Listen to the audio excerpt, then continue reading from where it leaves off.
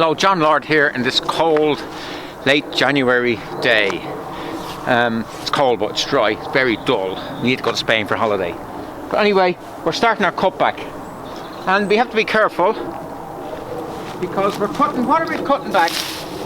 We're cutting back dead tissue, stuff that has flowered during the summer, and the living plant is below the ground or very close to the ground. And anything above that is dead. So we're just removing the dead stuff, and we have to be careful with this one because that's a tree peony. If we were going like Rambo, we could end up cutting back everything, and I've seen that happen. What happens to the tree peony? It comes up again that year with no flowers, but the following year it's even better. And yes. And then we just rake out, and we're very careful when we rake out. We're trying to leave a little bit of organic debris on the ground, on top of the ground, because it's good for the plants, but also stops the weeds. So we don't go down to the mineral soil because you get every weed in Ireland. So we just keep a light rake out till it's finished, and the cutting back is finished. Now that's basic cutting back. And we go around here.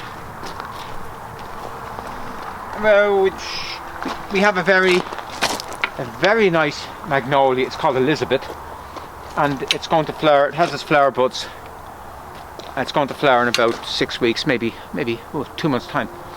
And we should perhaps remove the bottom branches.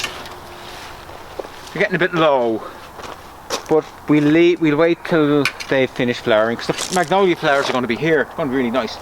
Now, what are we doing here? We have some Helleborus in flower, and as you see, that's living tissue, it's not dead tissue. So we have to go through these.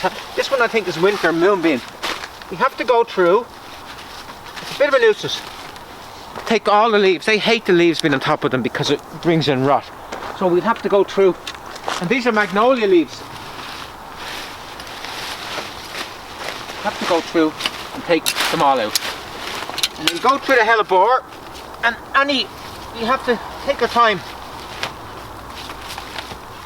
So that's one of the jobs gardening, that you have to take your time. You don't rush. You don't go in like Rambo. So that has to be done. And what else? This here has to be taken away, and this is too strong. This is too springy for the rake, so we're going to have to cut it back with something. You could use your secateurs. It's a very nice Euphorbia. And look, we'll cut it back with that. And look, we have a Pulmonaria. It's going to flower in about a month's time. A lovely blue flowered Pulmonaria. So we'll have to have all this nice for when it flowers next month. Here's another Helleborus. It just needs a little bit of TLC, a little bit of work, tidied up. Now we'll go over to our prairie garden. We have cut some of it back already. We have got a loan of this from my friend. We can get it to work.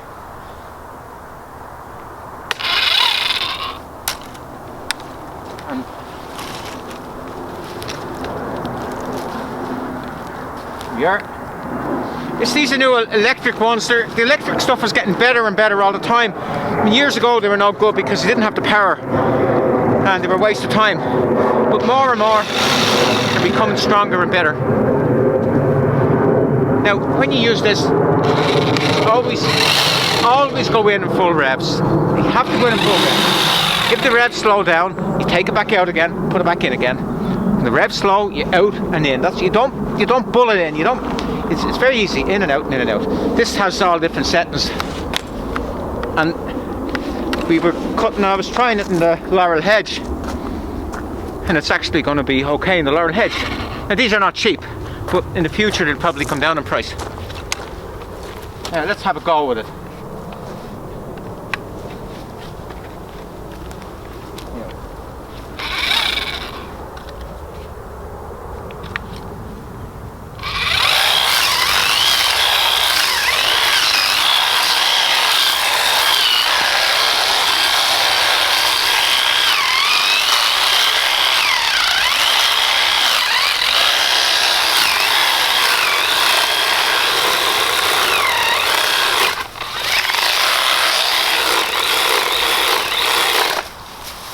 see, I was too impatient. You have to go in slowly.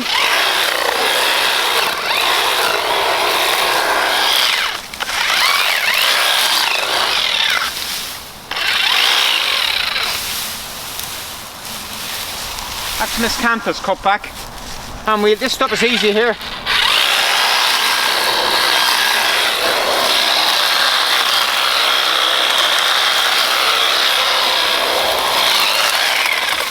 So there we go.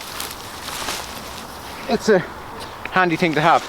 But we'll go back to our more normal stuff. Where's our rake? A trusty rake.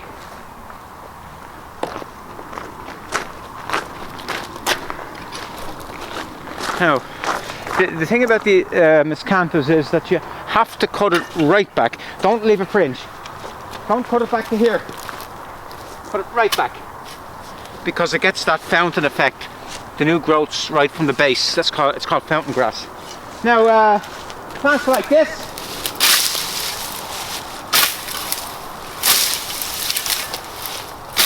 they're easy.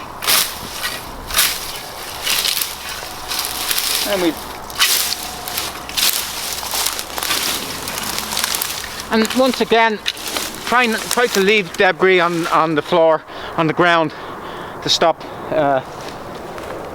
a lot of weeds growing up. Now what we'll do when it's all done, we'll go around and we remove all this.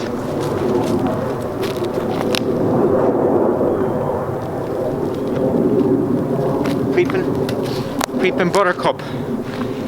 You see how it works? Roots, throws out a sucker, next one, and the next one, and it will go and go and go and go. So you just have to have zero tolerance, get it all out.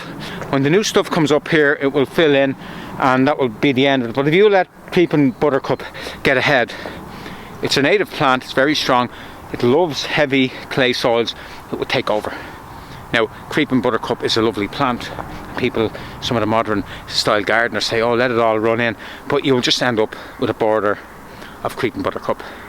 And if you wanted to start, if I wanted to have a border of creeping buttercup, I would have just not done anything. I would have cut out the middlemen and not bothered. So you do have to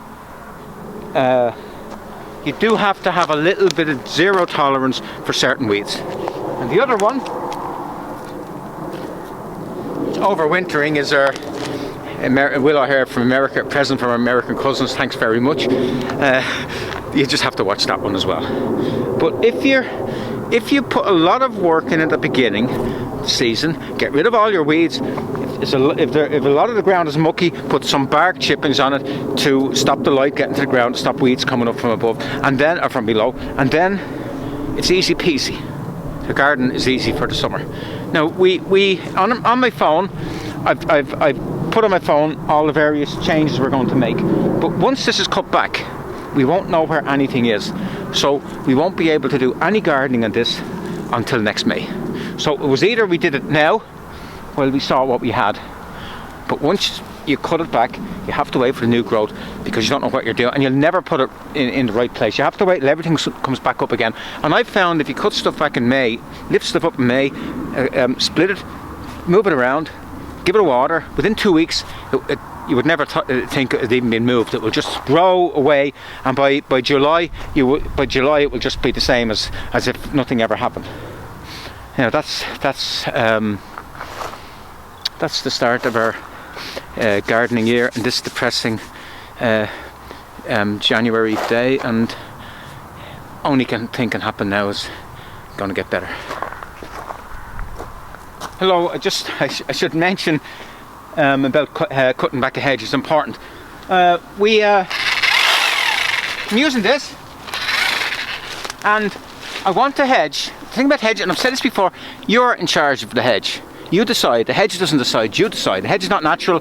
You decide which way you want it. And it's always better to have it slightly wider at the bottom.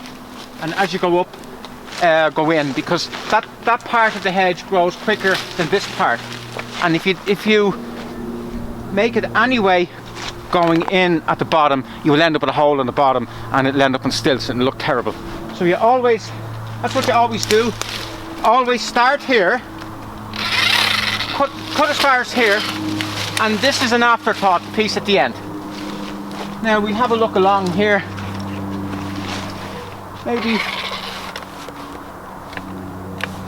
Maybe a little bit.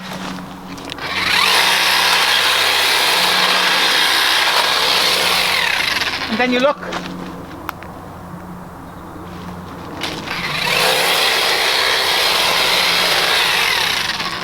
And we look along here.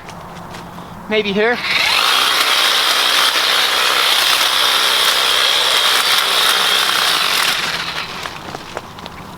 Yeah, and that's it. Hedges are very easy to cut, but you cannot let the plants dictate the shape of the hedge. You dictate the shape of the hedge. I know it sounds a bit sort of schoolmasterish, but that's the way it is.